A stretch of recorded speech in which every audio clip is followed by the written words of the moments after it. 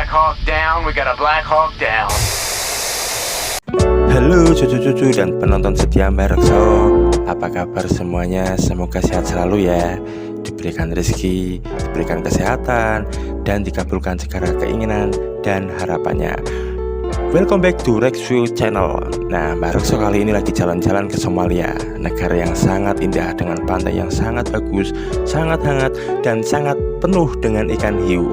Cocok buat kalian mancing mania, mantap. Belum lagi hewan-hewan yang berlarian bebas di dekatnya.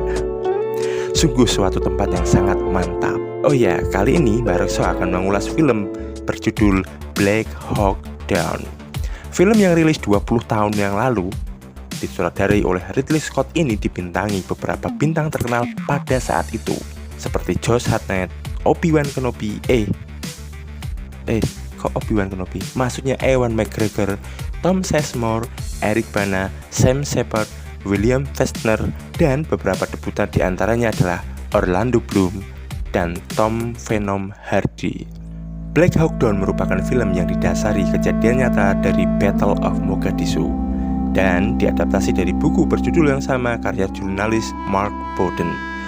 Sebelum goes to the movie, jangan lupa untuk klik subscribe buat kalian yang belum subscribe channel ini dan like serta share videonya. Oke, kita lanjutkan saja to the movie. Di awal film, kita akan melihat narasi pendek yang melatar belakangi tentara Amerika untuk melakukan penangkapan terhadap DN Aidit. Tuh, kok DN Aidit? Maksud saya Muhammad Farah Aidit. Lalu kita berpindah ke adegan di mana bantuan pangan dari Palang Merah Internasional dicegat oleh para milisi Aidit. Bahkan mereka juga menembaki warga sipil yang kelaparan tersebut. Ini adalah sebuah kekejaman yang sangat nyata. Dan kalau kata Bang Haji, terlalu. Lanjut ke Sersan Eversman yang ada di salah satu helikopter Black Hawk Super 64. Dia meminta izin untuk menembak balik para milisi. Kemudian sang pilot, Michael Duran, melanjutkan request Eversman ke markas. Akan tetapi mereka tidak diizinkan untuk menembak milisi tersebut karena tentara Amerika tidak ditembak. Terus mereka di sana ngapain? Angel. Oke, langsung aja kita berpindah ke Pasar Bakara. Seorang prajurit Delta bernama Sersan Hughes mengawasi keadaan dan mengabarkan jika target utama mereka yaitu Omar Atto sudah berangkat. Tidak lama kemudian, satu tim Delta dengan helikopter Black Hawk dan dibantu sebuah helikopter Blackbird mengikuti Atto kemudian menyergap dan menangkapnya. Omar Atto kemudian dibawa ke tahanan. Omar Atto sendiri adalah seorang pemasok utama persenjataan untuk para milisi Aidit. Amerika Serikat bahkan memberikan reward sebesar 25.000 US dollar sebagai imbalan untuk informasi keberadaan Aidit. Nah, saking susahnya menangkap Aidit hingga mereka memutuskan untuk menangkap Atto dan menghentikan suplai senjata ke milisi Aidit dengan tujuan nantinya itu Aidit mau keluar dari sarangnya. Adegan kemudian berpindah ke markas di mana beberapa anggota Delta akan berangkat untuk menjemput Sersan Hood menggunakan sebuah Black Hawk yang dipiloti oleh Cliff Elvis Walcott. Walcott ya, bukan Walcott. Kalau Walcott kan pemain bola yang dulunya main di tim mediocre. Di tengah jalan mereka berpapasan dengan helikopter Michael Duran. Nah, pilot-pilot Black Hawk ini sengaja nih mereka itu ngisengin teman-teman ranger mereka yang lagi rebahan di pantai dengan terbang rendah dan membuat pasir berterbangan di mana-mana. Lalu di adegan lain tampak seorang juru ketik bernama Sersan Grimes sedang melayani prajurit baru bernama Todd Blackburn. Kembali ke Walcott CS, mereka lalu menjemput Hood dan sepedanya. Lalu di adegan yang lain, saat para tentara sedang berlatih tembak-menembak, seorang anggota Delta Force bernama Chris Wex maju untuk melihat hasil tembakannya di tengah-tengah tembakan prajurit yang lain. Ini menurut saya gila sih, gokil ini ya. Saat itu pula, prajurit Blackburn melapor ke sekan tersebut. Kapten Steele, yang merupakan kapten dari Kesatuan Ranger, menegur Hood karena senjatanya tidak dalam posisi safe. Beruntung rekan dari Sersan Hood yaitu Sersan Jeff Sanderson berhasil menenangkan keadaan. Tidak lama setelahnya, salah satu prajurit itu berusaha meniru Kapten Steele dengan tujuan untuk memperolok-olok Kapten Steele di depan Ranger yang lain. Nah, Kapten Steele yang melihat hal tersebut langsung menegur si prajurit. Adegan berlanjut dengan obrolan santai para prajurit. Mereka bercerita satu sama lain. Lalu tiba-tiba Letnan John Bales kejang-kejang karena epilepsi. Adegan kemudian berpindah hari, keesokan harinya Minggu 3 Oktober 1993. terlihat seorang pemuda Somalia menjalankan sholat subuh. Buat kalian yang belum sholat, pause dulu videonya dan sholat dulu, lalu balik lagi, oke? Kemudian Kapten Steele memberikan mandat kepada Sersan Eversman jika saat ini dia bertanggung jawab untuk memimpin regu Letnan John Bales yang tadi sempat epilepsi. Tidak lama kemudian, Jenderal Garrison menjelaskan dengan detail rencana operasi dan membagi tugas dari masing-masing kesatuan. Kode operasi ini adalah Irene. Misi akan direncanakan dimulai pukul 15.45 dan selesai dalam waktu 30 menit saja, di mana tim Delta akan masuk lebih dulu dan menangkap para kabinet ID. Sedangkan tim Ranger akan membuat perimeter. Lalu pasukan Ranger lain di bawah pimpinan Letnan Kolonel Danny McKnight akan membawa para tawanan dengan konvoi. Jenderal Garrison memperingatkan tim untuk berhati-hati karena tidak ada dukungan dari udara melalui pesawat Spectre atau A-130 gunship. Letnan Kolonel Danny McKnight juga mengkhawatirkan hal tersebut. Sekarang kita kembali ke pemuda Somalia yang tadi. Kali ini dia sudah berada di Pasar Bakara dan berusaha mencari tahu lokasi pertemuan para kabinet Aidid. Dia kemudian melakban bagian atas mobil sebagai penanda lokasi pertemuan. Di markas, Sersan Eversman dan prajurit Smith berbincang-bincang sembari bermain basket. Sedangkan di tempat yang lain, prajurit Dale Sizemore bercakap dengan Grimes dan berkata bahwa dia tidak dapat mengikuti tugas hari ini karena tangannya yang terluka, dan posisinya tersebut akan digantikan oleh Grimes. Di dalam briefing, Sersan Evers memberikan pidato kepada regunya yang terlihat begitu menyepelekan milisi Somalia. Bahkan di saat persiapan, para Rangers ini terlihat begitu menyepelekan musuh dengan melepas beberapa plat di rompi anti peluru mereka, serta tidak membawa peralatan yang lengkap. Padahal harusnya seorang tentara itu harus siap siaga akan segala sesuatu hal yang terjadi. Hati-hati loh, karma is real. Eversman kemudian menemui Blackburn dan menanyakan kesiapannya. Blackburn tampak begitu bersemangat dengan misi pertamanya ini. Kita kembali ke Pasar Bakara. Pemuda Somalia kembali mencari lokasi. Jenderal Garrison kemudian meminta pemuda Somalia tersebut yang bernama Abdi untuk mematikan radio karena terlalu bising. Di tempat yang lain, seorang prajurit Delta bernama Randy Sugar mencoba menelpon istrinya, namun hanya diterima melalui pesan suara. Lalu kita bisa melihat perbincangan antara Eversman dan Hood di luar barak. Di Pasar Bakara, Jenderal Garrison sekali lagi meminta Abdi untuk memastikan lokasi pertemuan para kabinet ID. Abdi tampak ketakutan untuk mendekat, namun karena butuh cuan, Abdi pun menurutinya. Kemudian di markas, Letnan Kolonel Danny McKnight kembali memberikan pengarahan kepada tim Rangers. Kembali lagi ke Pasar Bakara, Abdi akhirnya berhasil menemukan lokasi dan memberikan tanda kepada markas. Begitu mengetahui hal tersebut, Komandan Garrison segera memberikan informasi kepada Letnan Kolonel Harrell dan Irene pun dilaksanakan. Semua Quick Reaction Force diberangkatkan sesuai rencana.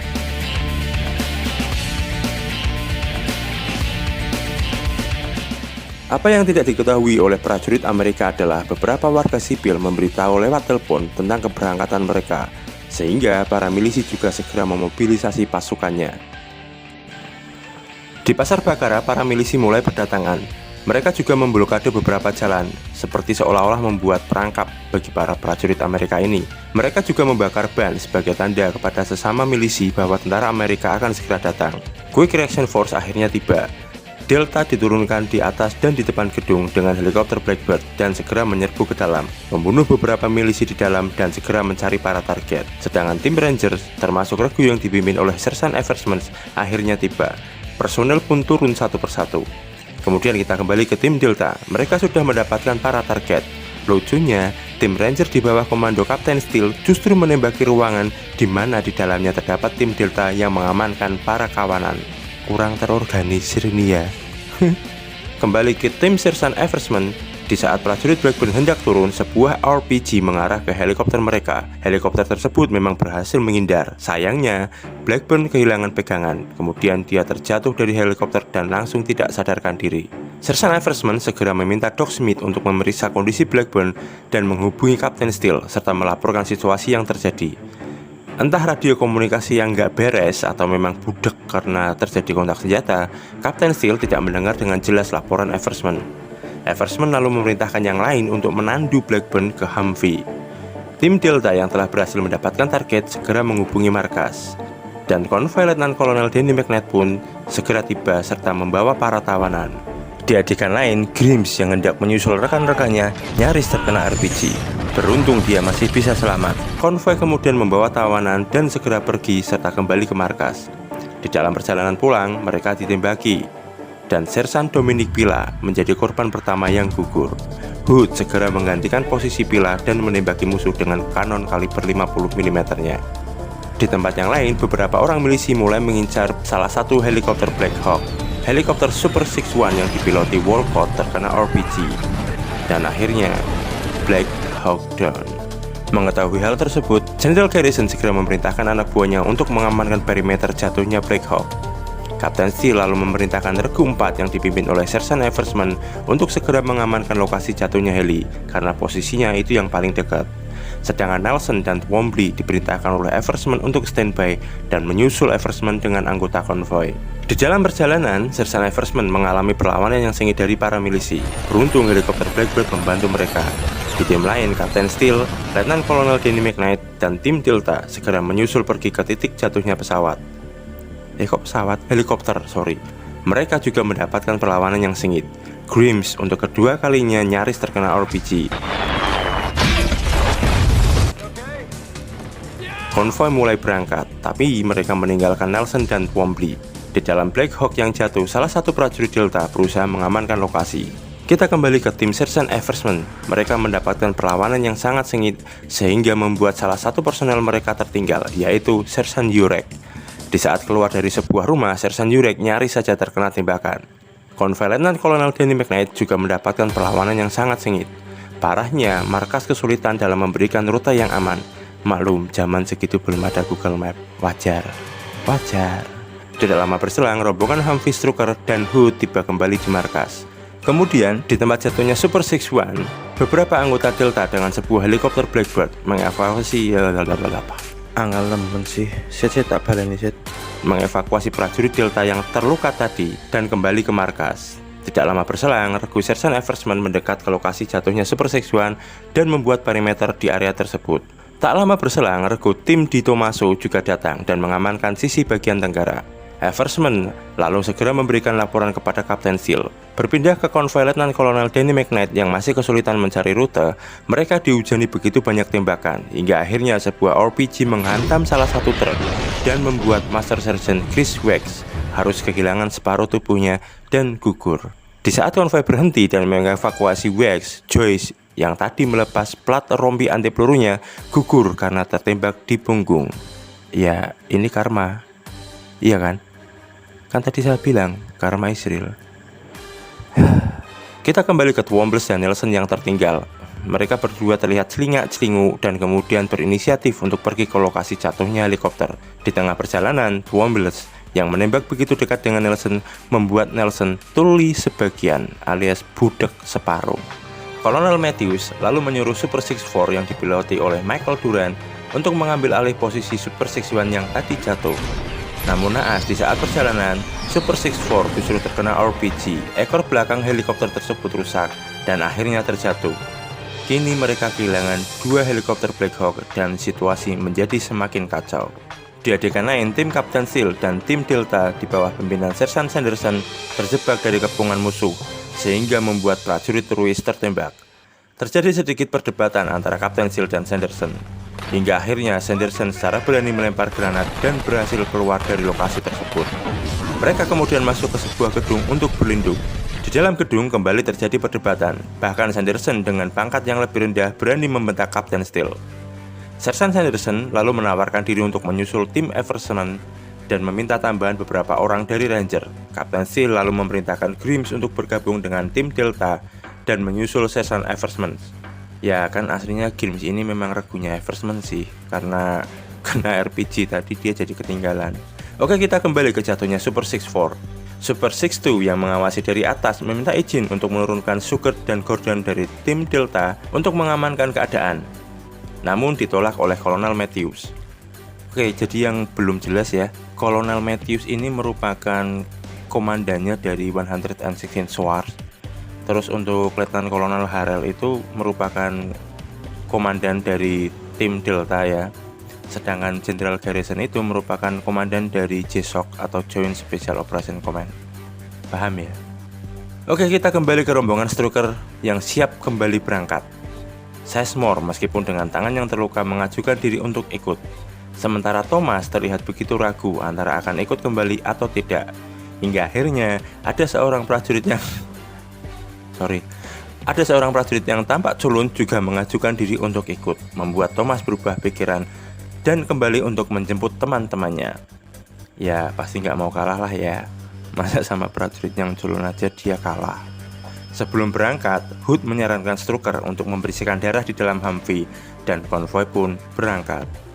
Kembali lagi ke hostile area, Galantine berusaha menghubungi Twombles dan Nelson. Namun Nelson yang tuli sebagian alias budak separuh tidak mendengar panggilan Galantine, meskipun Twombles sudah menanyakan kepada Nelson apakah mendengar sesuatu. Ya kayaknya mereka berdua itu budak sih ya, kayaknya loh. Kini mereka berdua melanjutkan perjalanan ke jatuhnya helikopter. Tak berapa lama kemudian mereka nyaris menembak Sersan Yurek yang sempat terpisah tadi.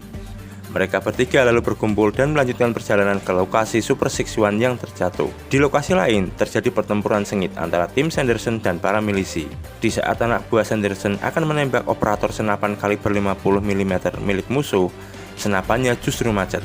Grimes kemudian mengajukan diri dan berhasil menembak musuh dengan peluncur granat. Naas, Grimes terkena RPG. Laki-laki kena RPG. Namun tembakan RPG ketiga ini pun masih meleset dan Grimes selamat. Heran nih orang, nyawanya nggak tahu ada berapa sih ini. Kayak kucing aja ya. Oke, kita kembali ke Super 64. Pilot Govina kembali meminta izin untuk menurunkan Sugert dan Gordon. Kali ini Jenderal Garrison memastikan dan menanyakan langsung ke Sugert dan Gordon tentang permintaan mereka untuk turun. Lalu Letnan Kolonel Harrell pun menyetujui hal tersebut. Rombongan konvoi kembali terkena RPG. RPG itu bahkan bersarang di salah satu prajurit, namun tidak meledak. Letnan Kolonel McKnight lalu mendapatkan perintah dari pusat komando untuk kembali ke lokasi awal. Sialnya, sang supir justru terkena pecahan kaca dan Letnan Kolonel McKnight terkena tembakan di leher. Michael Duran kini berusaha seorang diri bertahan dari para milisi dan penduduk yang mendekat. Beruntung tidak beberapa lama kemudian, Sugert dan Gordon datang membantu. Sugert dan Gordon lalu membentuk perimeter untuk mengamankan lokasi, sementara Duran membantu mengawasi sisi bagian belakang. Sekarang kita kembali ke Letnan Kolonel McKnight. Sampai di titik awal, Letnan Kolonel McKnight meminta untuk kembali ke markas untuk membawa prajurit yang terluka dan gugur serta para tawanan. Para Rangers yang lain tampak kecewa dengan kembalinya McKnight ke markas. Namun, Eversman berhasil menyemangati timnya dan berkata bahwa Letnan Kolonel Danny McKnight pasti memiliki alasan yang kuat kenapa harus kembali ke markas. Kita kembali ke lokasi jatuhnya Super 64. Randy Sugert dan Gary Gordon berjuang keras mengamankan posisi. Namun karena keterbatasan amunisi dan personel, Gordon akhirnya gugur. Sugert kemudian menemui Duran, mengatakan jika Gordon telah gugur dan memberikan senjata Gordon kepada Duran. Lalu dia kembali untuk mengamankan perimeter, namun dia tidak dapat bertahan lama dan akhirnya gugur. Kedua orang ini akhirnya mendapatkan Medal of Honor, salah satu medali penghargaan tertinggi di militer Amerika Serikat. Oke, lanjut ke film. Di markas, Jenderal Garrison meminta asistennya yaitu Letnan Kolonel Cripps untuk meminta bantuan dari 10 Division serta kendaraan lapis baja dan personel dari pasukan Pakistan dan Malaysia. Duran kini bertahan seorang diri. Setelah amunisinya habis, dia segera diserbu para milisi dan penduduk lokal. Ketika tiba-tiba seorang milisi bernama Mu'alim dan Firimbi menghentikan para milisi serta penduduk yang lain. Dia berkata bahwa Muhammad Farah Aidit menyatakan dan menginginkan Duran hidup-hidup sebagai tawanannya.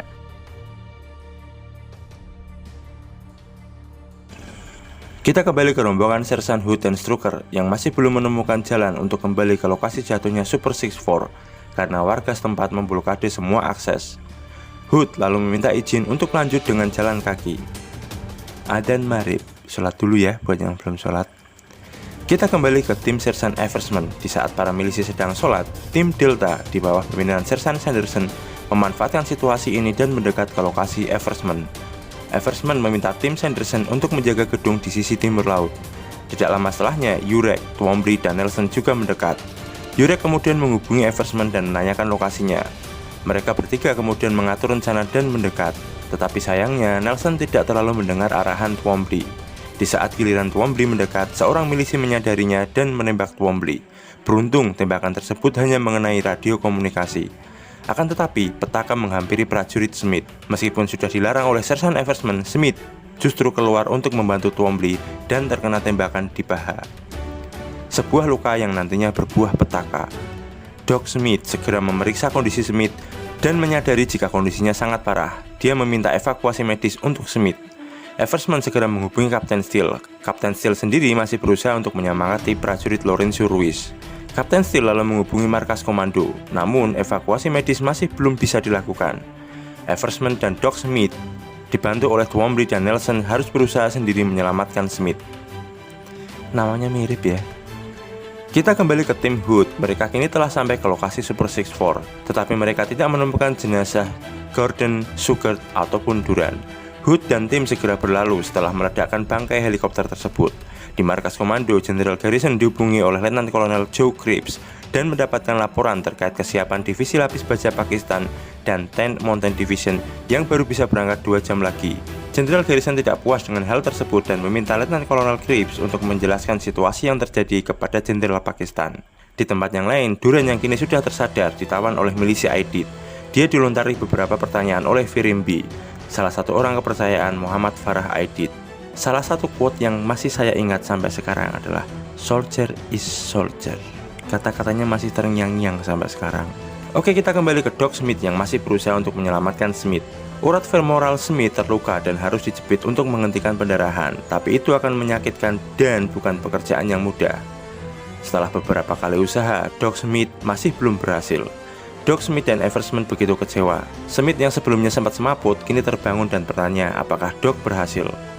Eversman berusaha menghibur Smith dan berkata bahwa mereka berhasil.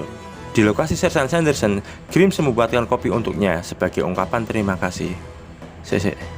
Ki Grims ki yo ngopo perang-perang nggak kopi, aduh. Sanderson kemudian membantu mengecek kondisi kaki Grims, namun tiba-tiba sebuah RPG menghantam gedung tersebut. Beruntung di sana tidak ada yang terluka. Kontak senjata kembali terjadi. Milisi yang dipimpin oleh Mualim menghujani pos pertahanan Eversman, Di Tomaso dan Sanderson dengan senapan mesin dan RPG. Beruntung dari belakang, tim Hood mendekat dan berhasil membunuh para milisi-milisi tersebut. Di Tomaso terkena tembakan, namun tidak terlalu fatal dan masih bisa selamat. Hood kemudian bergabung dengan regu Eversman. Jenderal Garrison lalu memerintahkan tim darat untuk menandai musuh di area jatuhnya Super 61 dan menyiapkan serangan udara. Kemudian pasukan lapis baja Pakistan dan 10th Division telah siap untuk mobilisasi. Letnan Kolonel McKnight bersikeras untuk ikut meskipun sudah dilarang oleh Letnan Kolonel Cripps. Tidak lama setelahnya, prajurit Jamie Smith akhirnya gugur, sesaat setelah ia menitipkan pesan kepada Eversman. Doc Smith merasa sangat terpukul karena tidak mampu menyelamatkan nyawa temannya tersebut. Kemudian, dengan santainya, Hood mengambil amunisi milik Smith. Hood kemudian berusaha menyemangati Eversman dan berkata jika dia sudah memimpin timnya dengan baik. Blackbird telah tiba, Eversman lalu memberikan tanda. Berkat bantuan tembakan perlindungan dari teman-temannya, dia berhasil menandai pasukan musuh, dan Blackbird pun mampu menjalankan tugasnya. Kali ini, rombongan konvoi telah sampai di lokasi Kapten Steele dan segera mengangkut para personel yang terluka. Dan 5 menit lagi konvoi akan tiba di lokasi Super 61. Tim Delta dan Ranger bahu-membahu mempertahankan posisi tersebut hingga konvoi tiba. Seluruh personel yang terluka, termasuk jenazah para prajurit yang gugur maupun para pilot, diangkut dengan EPC. Akan tetapi, mengeluarkan jenazah pilot bukanlah perkara yang mudah. Mereka membutuhkan waktu setidaknya 45 menit untuk mengeluarkan mereka dari bangkai helikopter tersebut. Letnan Kolonel Denny McKnight pun menyuruh agar tim bekerja lebih cepat lagi. Senin pagi 4 Oktober pukul 5.45, konvoi mulai bergerak meninggalkan lokasi. Tim Ranger dan Delta menyusul. Mereka lebih memilih berlari daripada harus naik di atas EPG. Di dalam perjalanan ke Stadion Pakistan, mereka masih mendapatkan perlawanan dari para milisi. Setelah berlari beberapa mil, kini mereka telah tiba di stadion dan disambut oleh beberapa pengungsi. Di dalam stadion, kantung mayat berjajaran dan begitu banyak prajurit yang terluka. Bahkan Jenderal Garrison pun ikut membantu mengepel darah yang berjajaran di lantai. Berikutnya, Kapten Steele menghampiri Lorenzo Ruiz. Di sana, tentara yang merawat Ruiz akan menjawab jika Ruiz hanya tinggal menunggu waktu. Kapten Steele pun berusaha menghibur prajuritnya tersebut. Di scene yang lain, Sanderson mengambilkan teh untuk Grims, sedangkan di tempat yang lain, setelah beristirahat sejenak, Sersan Hoods kembali menyiapkan peralatan dan amunisi. Eversman yang melihatnya menjadi keheranan dan bertanya kepada Hood. Hood menjawab pertanyaan itu sambil makan sarapan paginya. Dia bahkan menolak keinginan Eversman untuk pergi bersamanya, karena dia merasa lebih baik sendiri. Lalu kita bisa melihat Sersan Eversman menyampaikan beberapa kesan-kesannya di sebelah jenazah prajurit Smith. Setelah itu dia melihat Jenderal Garrison dan film pun selesai.